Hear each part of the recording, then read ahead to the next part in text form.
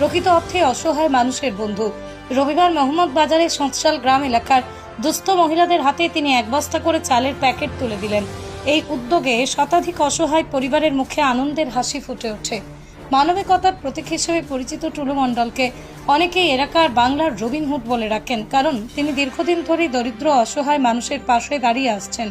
আজকের এই সহায়তা কার্যক্রমে উপস্থিত মহিলারা আবেগে কৃতজ্ঞতা প্রকাশ করে ঈশ্বরের কাছে টুলু মণ্ডলের সুস্থ ও দীর্ঘ জীবনের প্রার্থনা করেন। স্থানীয়রা জানান, বর্তমান সময়ে যখন সাধারণ মানুষ নিত্য প্রয়োজনীয় জিনিসের মূল্য বৃদ্ধির চাপে জর্জরিত, তখন এই ধরনের উদ্যোগ নিঃসন্দেহে আশীর্বাদ স্বরূপ। সমাজ সেবামূলক কাজে নিয়মিতভাবে যুক্ত থেকে টুলু মণ্ডল প্রমাণ করেছেন, সমাজের প্রতিটা স্তরের মানুষের পাশে দাঁড়ানোই তার একমাত্র লক্ষ্য। আজকের এই কর্মসূচি কয়েক হাজার মানুষের মধ্যে আশার আলো জাগিয়েছে। মানবতার এই দৃষ্টান্তই টুলু মণ্ডলকে মানুষের হৃদয়ে বিশেষ আসন দিয়েছে।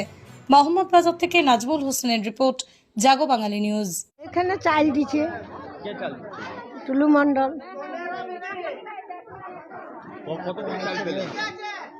ওই এক বস্তা করি। কি বলবেন টুলু মণ্ডল মহাশয়? আল্লাহ দোয়াতে ওর চোখ ছরত ভালো থিও, ওর ছেলে পিলে ভালো থিও। আল্লাহ ওকে জান্নাতে দিওরে যেন পার করে দিও। এটাই এইভাবে দোয়া করুন। কি নাম আপনার? আমার নাম আনোয়ারা বিবি। কোথা থেকে এসেছেন? এই সুসালের ওই পাড়া।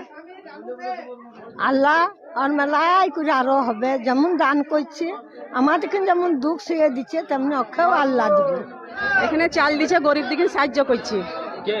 মণ্ডল মণ্ডল সাহায্য করছে। কোন মণ্ডল? টুলু মণ্ডল। এইভাবে আজকে চাল পেয়ে কেমন কি আপনার মনে হচ্ছে? মনে হচ্ছে মানুষের কাজ কাম হয় না, গরিবরা অনেক কিছু বসে আছে, অনাহার হয়ে আছে, এইটা দিচ্ছে, সাহায্য করছে।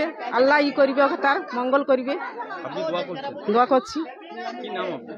আমার নাম আকলিমা বিবি, বাড়ি কোথায়? বাড়ি সুসাল। অনেক কিছু ই করছে, সাহায্য করছে, দিচ্ছে বা গরিব দিকে নি করছে।